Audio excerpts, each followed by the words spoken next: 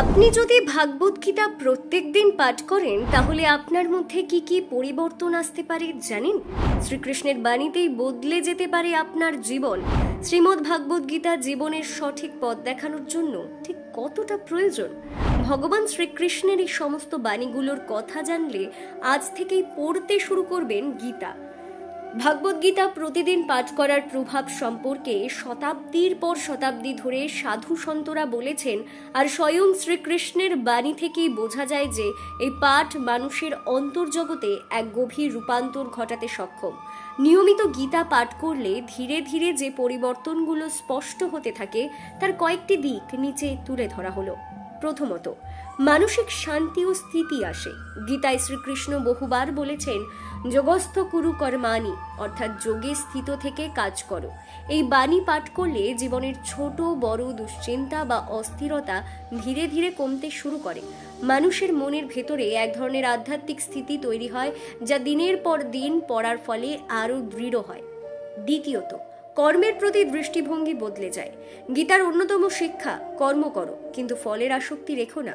প্রতিদিন গীতা পাঠ করলে এই ভাবনা মনের গভীরে ঢুকে যায়, ফলে কাজের প্রতি নতুন দায়িত্ববোধ তৈরি হয়, অথচ ফল নিয়ে অতিরিক্ত উদ্বেগে মন অশান্ত হয় না। তৃতীয়ত, নৈতিক ও আধ্যাত্মিক চরিত্র গঠিত হয়। শ্রীকৃষ্ণের বাণীতে বারবার সত্য, ধৈর্য, ক্ষমতাশীলতা, অধ্যাবসায়, ভক্তি ও ভ্রাতৃত্বের কথা বলা হয়েছে। এগুলো প্রতিদিন পড়তে পড়তে অবচেতনে নিজের জীবনেও সেই গুণগুলো ফুটে ওঠে। মানুষের মধ্যে সহনশীলতা ও সদাচার বেড়ে যায়। চতুর্থত, আত্মবিশ্বাস ও সাহসের জন্ম হয়। শ্রীকৃষ্ণ অর্জুনকে বলেছেন, ক্ষত্রিয় হিসেবে তোমার ধর্ম যুদ্ধ করা, অর্থাৎ জীবনের যুদ্ধ থেকে পিছু হটলে চলবে না। প্রতিদিন এই বাণী শুনতে শুনতে জীবনের প্রতিকূলতা, ব্যর্থতা ও ভয়কে জয় করার এক অন্তর্নিহিত শক্তি তৈরি হয়। পঞ্চমত, জীবনের উদ্দেশ্য স্পষ্ট হয়। গীতা পাঠ করলে মানুষ বুঝতে শেখে সে শুধু দেহ নয়, এক অনন্ত আত্মা। এই উপলব্ধি মানুষের দৃষ্টিকে সাময়িক সুখ দুঃখের বাইরে এক বৃহত্তর আধ্যাত্মিক লক্ষ্যের দিকে ঘুরিয়ে দেয়।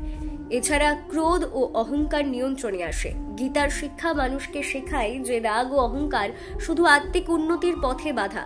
প্রতিদিন পাঠের মাধ্যমে বাণীগুলো মনকে কোমল করে, ফলে ছোটখাটো উত্তেজনা বা আঘাতে আর সহজে ক্রুদ্ধ হওয়া হয় না। ধীরে ধীরে নিজের অহংকে চিনে নেওয়া এবং তাকে দমিয়ে রাখা সম্ভব হয়। সপ্তমত, অহিংসা ও করুণার বোধ গভীর হয়। শ্রীকৃষ্ণ বারবার জীবনের প্রতি মমত্ববোধ ও দয়ার কথা বলেছেন। এই বাণী প্রতিদিন পড়তে পড়তে মানুষের মধ্যে অন্যের কষ্ট বোঝার ক্ষমতা তৈরি হয়। অন্যকে আঘাত করা বা অপমান করার প্রবণতা কমতে শুরু করে, বরং সাহায্যের হাত বাড়িয়ে দেওয়ার ইচ্ছে বাড়ে।